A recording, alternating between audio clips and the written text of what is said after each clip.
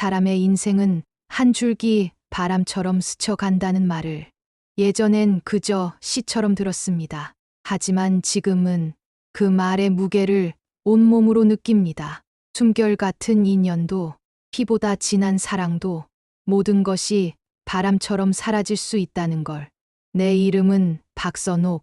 일은 하고도 둘 아들을 먼저 보내고 그 아들의 아내와 손녀를 보며 하루하루를 견디며 살고 있는 그저 평범한 어머니이자 할머니입니다. 우리 아들은요, 어릴 때부터 참 순한 아이였습니다. 크게 울지도 않았고 말대답 한 번 한 적 없이 조용한 아이였죠. 초등학교 운동회 날 달리기 1등을 했는데도 한호성 한 번 안 지르더군요. 수줍게 웃으며 엄마 덕분이에요. 그 한마디만 하고 조용히 도시락을 먹던 아이. 그게 우리 준호였습니다. 그런 준호가 20살이 되어 처음 며느리를 데려왔을 때 전 조금 놀랐어요. 활달하고 말 많고 웃음도 크고 딱 준호와 정반대 성격의 여자였거든요. 저런 여자를 데려와서 잘 살 수 있을까? 처음엔 걱정이 많았지만 둘이 함께 있는 모습을 보고 또 그 애가 우리 집에 와서 웃으며 일손 돕는 걸 보고 마음이 조금씩 놓였습니다. 무엇보다도 준호가 정말 많이 웃더라고요.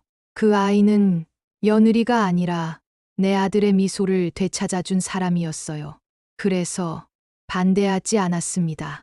결혼하고 몇 년 뒤 손녀가 태어났습니다. 이름은 하윤이. 세상에 그렇게 예쁜 아이가 있을까 싶었죠. 유난히 까무잡잡한 피부에 또랑또랑한 눈, 무릎 위에 올려놓으면 양손으로 제 뺨을 잡고 웃던 아이. 하윤이가 처음 할머니라고 말했을 때 눈물이 핑 돌았습니다. 그렇게 우리 가족은 평범한 나날을 보냈습니다. 설거지하던 며느리가 흥얼흥얼 노래를 부르고 준호가 퇴근하면 하윤이를 번쩍 안아 올리고 주말이면 셋이 손잡고 마트에 가는 별것 아니지만 그 모든 날이 참 고마웠습니다.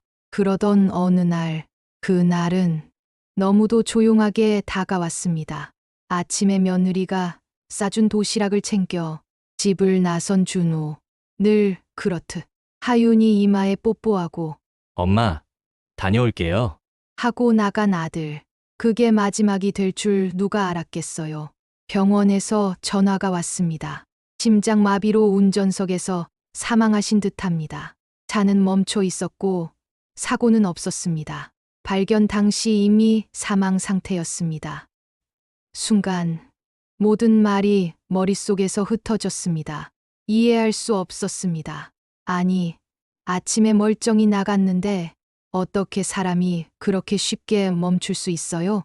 아무리 되묻고 따져도 아무도 명확히 설명해 줄 수 없었습니다. 그날 밤 하윤이는 잠들었고 며느리는 식탁 앞에 앉아 하염없이 도시락통을 닫고 있었습니다.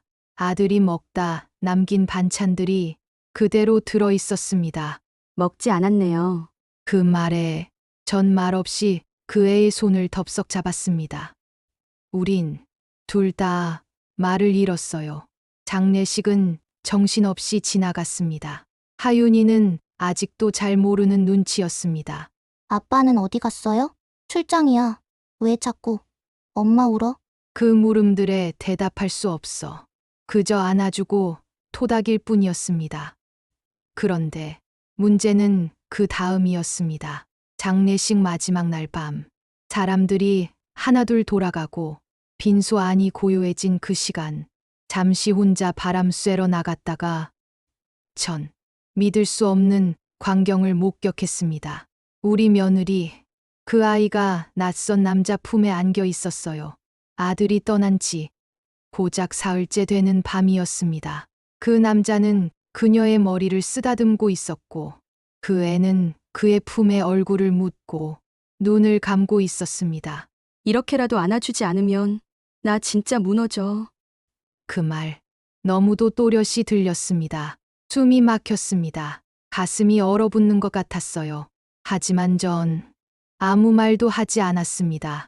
그 순간 어떤 말을 꺼낸들 그건 제 분노인지 슬픔인지 저조차도 구별할 수 없었으니까요.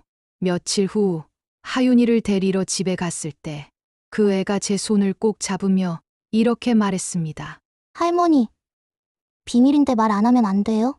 왜? 무슨 일이야? 엄마한테 비밀 친구가 있어요.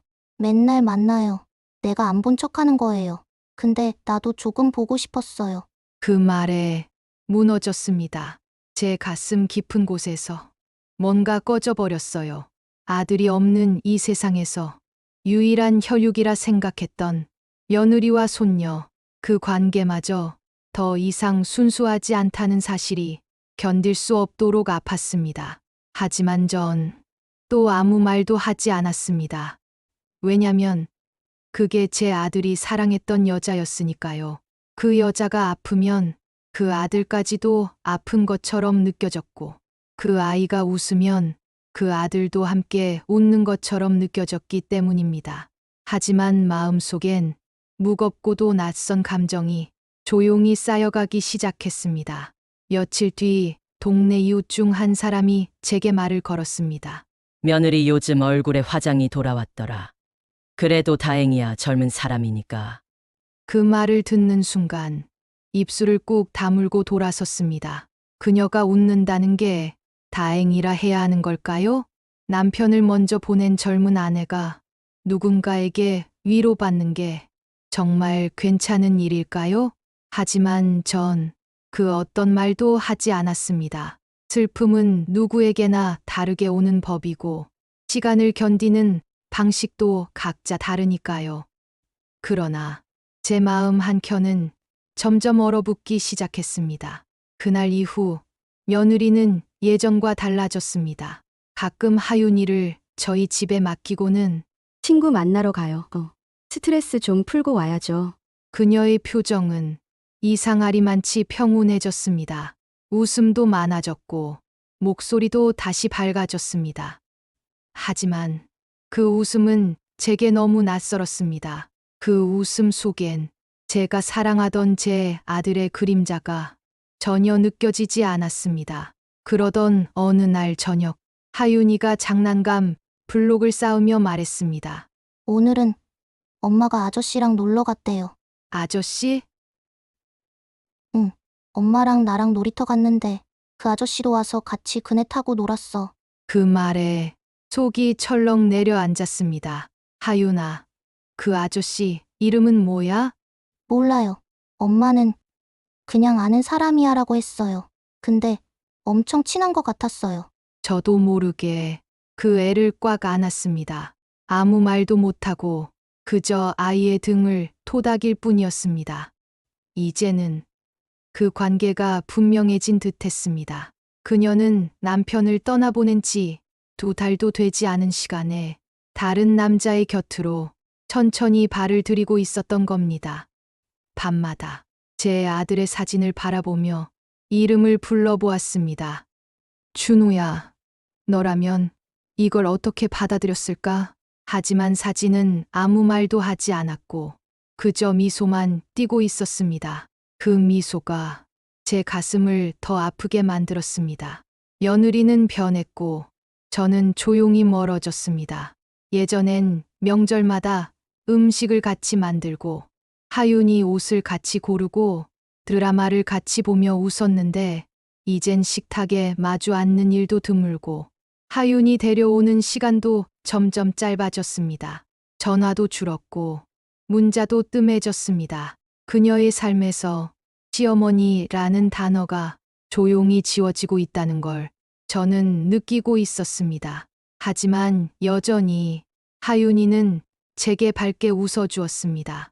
그 아이의 웃음 하나에 저는 하루를 견딜 수 있었고 그 손에 손을 얹으며 제 가슴속 울음을 누르곤 했습니다.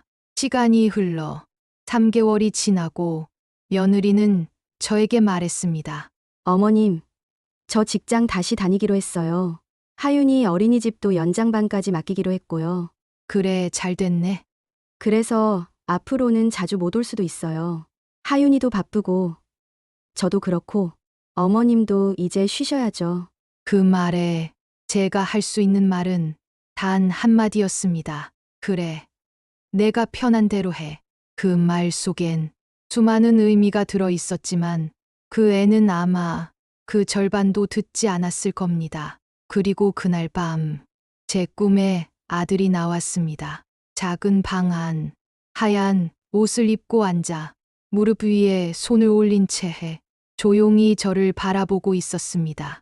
아무 말도 하지 않았고 그저 눈빛으로 저를 바라보다가 문득 뒤를 돌아 사라졌습니다. 그 뒷모습을 붙잡지 못한 채 저는 꿈속에서 울고 있었죠. 그 이후로 전 결심했습니다. 더 이상 며느리에게 그 장례식장 장면을 말하지 않기로, 손녀가 말한 비밀 친구도 입에 올리지 않기로. 그 애가 어떤 선택을 하든 어떤 사랑을 하든 이제는 저희 몫이 아니라고. 하지만 이 모든 고요한 결심들 너머에 지워지지 않는 하나가 있었습니다.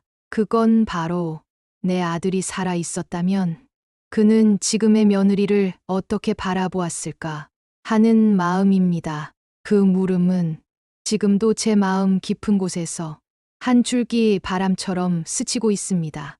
사람은 참 이상하지요. 알아도 모르는 척, 들었어도 못 들은 척, 보고도 못 본 척하며 살아갈 수 있다는 걸 이 나이에 처음 알았습니다. 저는 그렇게 모든 걸 알고 있으면서 모른 척하며 살고 있었습니다. 며느리가 누굴 만나고 있는지, 그 사람이 어떤 존재인지, 하윤이 앞에서 그 남자가 어떤 모습으로 드러나는지 모두 알고 있으면서도 입을 다물고 있었습니다. 왜냐고요? 말해봤자 상처만 더 커질 거라는 걸 알고 있었기 때문입니다. 그날도 그랬습니다. 하윤이를 데리러 며느리 집에 들렀을 때였습니다. 현관 앞에서 남자의 목소리가 들렸습니다. 하윤아, 아저씨 먼저 간다. 안녕, 비밀 아저씨. 비밀 아저씨. 그 말이 제 귓가를 파고들었습니다. 문이 열렸을 때 그는 이미 나가고 없었고 며느리는 평소처럼 웃으며 말했습니다. 어머님, 늦으셨어요. 전 그 미소가 얼마나 단단히 포장된 건지 알고 있었습니다. 하지만 그날은 그냥 웃으며 하윤이 손을 잡고 돌아섰습니다. 그 밤 혼자 앉아 앨범을 꺼냈습니다. 아들이 며느리와 함께 찍은 첫 사진, 신혼여행 때 웃고 있는 두 사람, 하윤이 돌잔치 때 케이크 앞에서 셋이 함께 웃던 장면. 그 속의 며느리는 지금의 며느리와는 달랐습니다. 그 눈빛엔 설렘이 있었고 그 미소엔 진심이 담겨 있었습니다. 그걸 보며 저는 하나의 의문이 떠올랐습니다. 지금의 그 남자, 과연 언제부터였을까? 아들이 세상을 떠난 후였을까? 아니면 그 이전부터였을까? 그 의문은 제 안에 있던 고요를 흔들었습니다. 며칠 뒤 우연한 기회에 그 남자의 정체를 알게 되었습니다. 동네 미용실 아주머니가 말해 주었습니다. 저기 요즘에 자주 며느리 분이랑 다니는 분 있잖아요. 그 사람 전에 같이 일했던 회사 동료였대요. 같이 일했던? 예전에 출장을 같이 많이 다녔다고 하던데 말들은 그렇게들 하더라고요. 그 말을 들은 순간 숨이 턱 막혔습니다. 그럼 아들이 살아있을 때부터 그 사람은 며느리 옆에 있었던 겁니다. 물론 그게 어떤 관계였는지는 모릅니다. 하지만 마음이 움직였는지 시선이 머물렀는지는 감으로 알 수 있었습니다. 그저 그 남자가 장례식에 모습을 드러냈다는 것만으로도 이미 답은 나와 있었던 셈이지요. 그날 밤 하윤이가 제 무릎에 기대어 동화책을 읽어달라고 했습니다. 그 작은 몸을 안고 책장을 넘기던 제 손이 자꾸만 떨렸습니다. 할머니는 누구 좋아해요? 응? 엄마는 아저씨 좋아해요. 그래서 아빠는 하늘에 있고 아저씨가 이제 우리랑 놀아줘요. 숨이 멎을 것 같았습니다. 그 말은 단순한 아이의 착각이 아니었습니다. 며느리는 이미 그 남자를 아이의 세계로 끌어들이고 있었던 겁니다. 아들의 흔적은 천천히 조용히 지워지고 있었고, 그 이후로 저는 점점 며느리와 거리를 두기 시작했습니다. 명절에도 찾아가지 않았고, 하윤이를 데려올 때도 잠깐 얼굴만 보고 돌아왔습니다. 그녀는 아무렇지 않게 웃었고, 제가 멀어진 걸 알아채지 못한 듯 보였습니다. 그게 더 아팠습니다. 한때는 서로 이름 대신 엄마, 딸이라 부르던 사이였는데, 이제는 지나가며 인사만 건네는 남처럼 변해버렸으니까요. 그러던 중 며느리가 전화를 걸어왔습니다. 어머님, 혹시 이번 주말에 시간 되세요? 왜? 하윤이 학교 발표회가 있어요. 할머니 오시면 하윤이가 엄청 좋아할 거예요. 잠시 망설였지만 저는 알겠다고 대답했습니다. 그 아이를 위해서라면 어떤 자리라도 앉을 수 있었으니까요.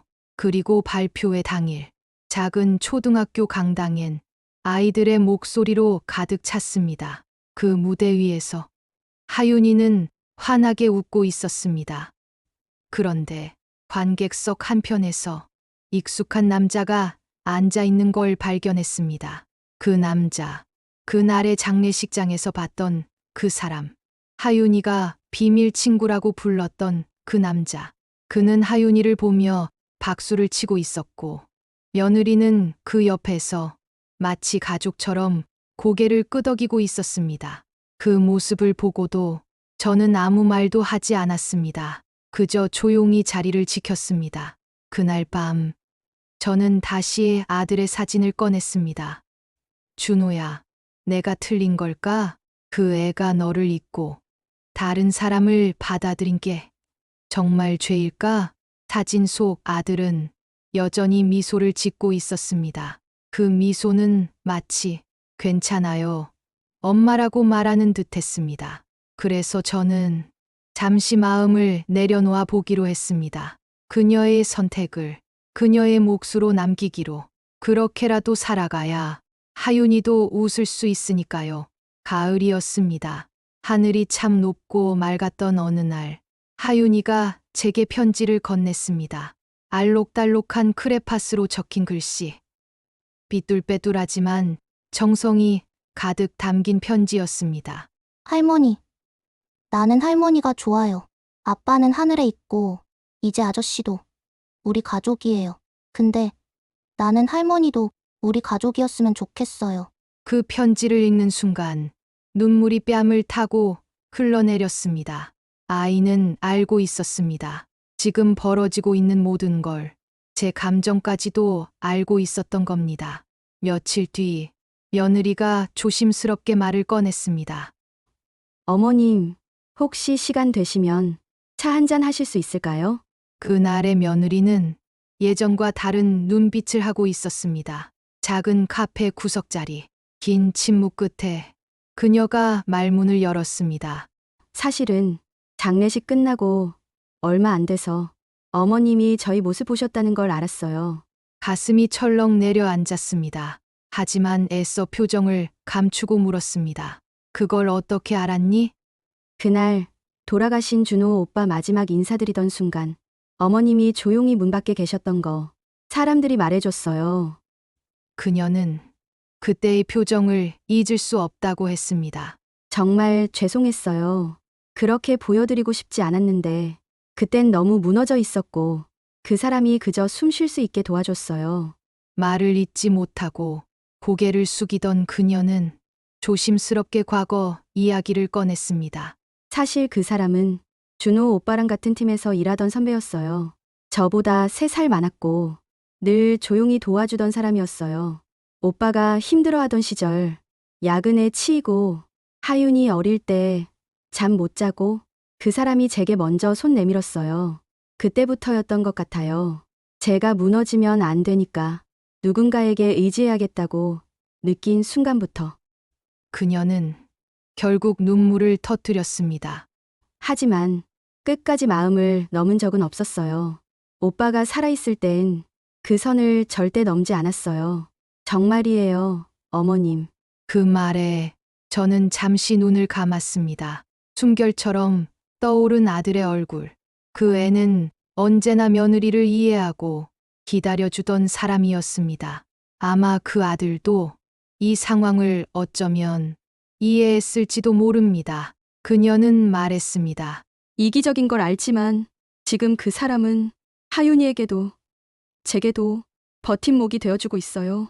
그리고 어머님이 아니면 제가 용서를 받을 수 없다고 생각했어요. 용서? 그 말이 나도 모르게 튀어나왔습니다. 그녀는 조용히 고개를 끄덕였습니다. 사랑은 무너졌지만 가족이었던 기억은 남아있어요. 그걸 부정하고 싶지 않아요. 그래서 어머님이 그냥 저희를 한 번만 봐주셨으면 해요. 그 순간 제 안에서 수십 번 되뇌던 말들이 떠올랐습니다. 왜 아들이 떠났는데 그녀는 살아가는 걸까? 왜 그 남자를 받아들이는 걸까? 왜 웃을 수 있는 걸까? 하지만 그 모든 질문의 끝에는 늘 하나의 답만 있었습니다. 그녀도 인간이니까. 사랑은 언제나 이상적인 모습으로 머물진 않습니다. 때론 무너지고, 때론 비틀리고, 때론 누군가의 가슴을 아프게 하면서도 그 자리에서 살아가야 하기에 우리는 사랑을 포기할 수 없는지도 모릅니다. 그날 전 며느리의 손을 가만히 잡았습니다. 미안하구나. 내가 너무 오래 내 감정에 갇혀 있었나 봐. 그녀는 울음을 터뜨렸고 저도 울었습니다. 오래 참았던 울음이 본물처럼 터져 나왔습니다. 서로를 원망했던 시간, 침묵으로 버텼던 나날, 그리고 사랑이라는 이름으로 놓아주지 못한 모든 감정들이 눈물 속에 흘러내렸습니다. 그 이후 우린 조금씩 다시 가까워졌습니다. 예전처럼 딸과 엄마처럼은 아니었지만 그래도 가끔 웃으며 차를 마시고 하윤이 얘기를 나누는 사이가 되었습니다. 그녀는 여전히 조심스럽고 저도 여전히 아프지만 그 사이엔 이해라는 다리가 생겼습니다. 그리고 얼마 전 하윤이가 그 사람 손을 잡고 제게 말했습니다. 할머니, 아저씨랑도 사진 찍자. 우리 진짜 가족 같아. 저는 카메라 앞에 서서 그 아이의 손을 잡아주었습니다. 그 안에 있는 건 복잡한 사연이 아니라 그저 함께 살아가는 사람들이었습니다. 그걸 받아들이는데 시간이 걸렸을 뿐이었죠. 그날 밤 준호 사진 앞에 앉아 속으로 말을 걸었습니다. 너라면 알겠지. 그 애가 얼마나 혼자서 버텼는지. 그리고 너도 알겠지. 내가 얼마나 너를 그리워했는지. 하지만 이젠 너 대신 웃게 해주는 사람이 있다면 그걸 미워만 하지 않으려고 해. 내가 널 사랑한 것처럼. 그 애도 누군가의 사랑을 받을 자격이 있으니까. 겨울이 다가오고 있습니다. 아침 공기가 부쩍 차가워졌고 집 앞 감나무도 잎을 다 떨궜습니다. 감은 아직 몇 개 남아 햇살에 반짝이고 있었고 하윤이는 그걸 보고 할머니, 저 감 따면 곶감해요? 하고 웃었습니다. 저 아이의 그 한마디에 제 마음이 스르르 녹았습니다. 지나온 계절들이 떠올랐고 그 속에서 우린 참 많은 걸 겪어왔다는 걸 새삼 느꼈습니다. 이제 며느리는 더 이상 며느리가 아니라 그저 하윤이 엄마로 그리고 가끔은 내 딸 같은 사람으로 제 마음 속에 남아 있습니다. 그녀의 삶에 이제는 다른 사람이 함께 있고 그 사람이 하윤이를 웃게 하고 그녀를 지탱해 주는 걸 받아들이는데 시간이 걸렸지만 이제는 그렇게 사는 것도 괜찮다는 생각이 듭니다. 제가 무엇보다 감사한 건 하윤이의 웃음이 지금도 변함없이 제 곁에 있다는 사실입니다. 할머니, 나 크면 할머니랑 살 거예요. 아저씨랑 엄마는 알아서 살고요. 그 말이 얼마나 웃기고 또 얼마나 위로가 되었는지 몰라요. 그 아이가 제게 삶의 끈이 되어 주었고 그 아이 덕분에 저는 누군가를 용서할 수 있었습니다. 가끔은 혼잣말로 아들에게 속삭입니다. 준호야, 이렇게 살아도 되는 거니? 그러면 꿈속에서라도 나타나 고개를 끄덕여 줬으면 좋겠습니다. 아니, 어쩌면 이미 제 마음속에선 그 애가 조용히 말하고 있을지도 모릅니다. 엄마, 고마워요. 이제 엄마도 행복했으면 좋겠어요. 삶은 언제나 완벽하진 않습니다. 사랑도, 가족도, 사람의 마음도 흐트러지고 어긋나기도 하지요. 하지만 그 어긋난 자리에도 꽃은 피고 웃음은 돌아오고 그리움은 시간이 흐르며 추억이라는 이름으로 자리를 잡습니다. 오늘도 저는 하윤이 손을 잡고 시장에 갑니다. 대추도 사고 곶감 만들 천도 사고 따뜻한 국밥집에서 둘이 마주 앉아 맛있다 하고 웃습니다. 그게 지금의 저희 가족입니다.